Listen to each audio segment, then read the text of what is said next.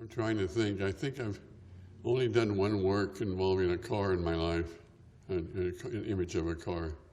So no, I can't say it's an overriding concern. I mean, it's certainly an icon of contemporary life.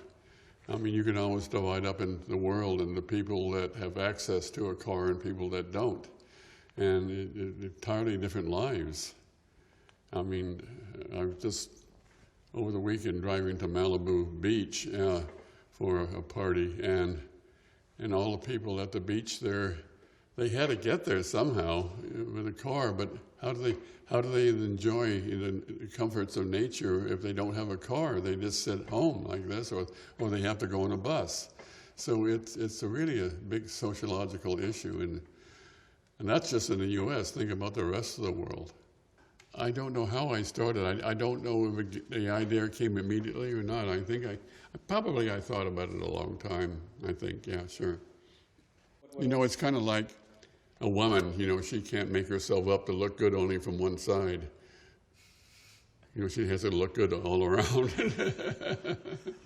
That's the problem. It's the first time I've done sculpture before, but it's the first time I've ever, in a sense, collaborated. I didn't design the car, and when I've done sculpture, it's sculpture that I do, three-dimensional.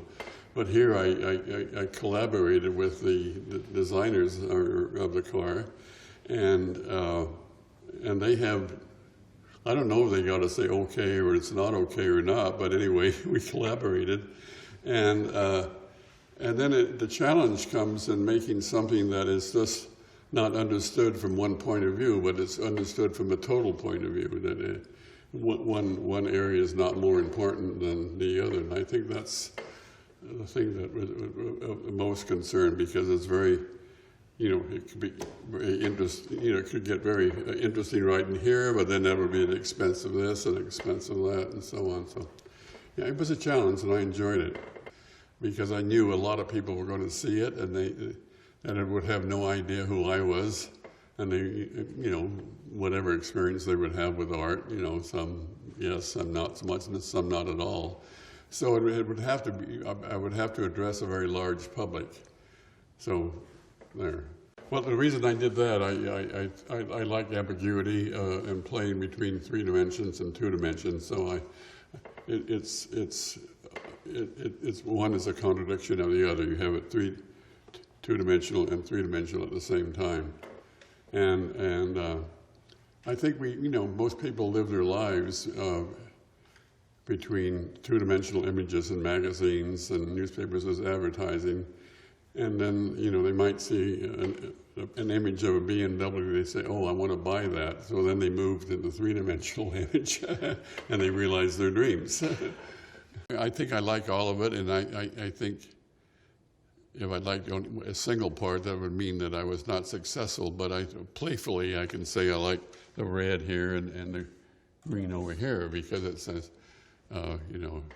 don't pass on this side, you're going to get killed. Pass on that side, it's safe. The yellow line on the hood. Yeah, that was because I used yellow back here, and I didn't want to have it just in one area. And in my work, you can see up here that I tend to use primary colors. I'm a big fan of Matisse, and he used the red, yellow, blue, green, yellow, green, blue, and violet. But I limited this to the 3 primaries, red, yellow, blue here, because I thought adding your greens and violets and blues, violets, would be too confusing. Yeah, and I think it works very well. I'm very happy with it. I guess I could just call it fast, couldn't I?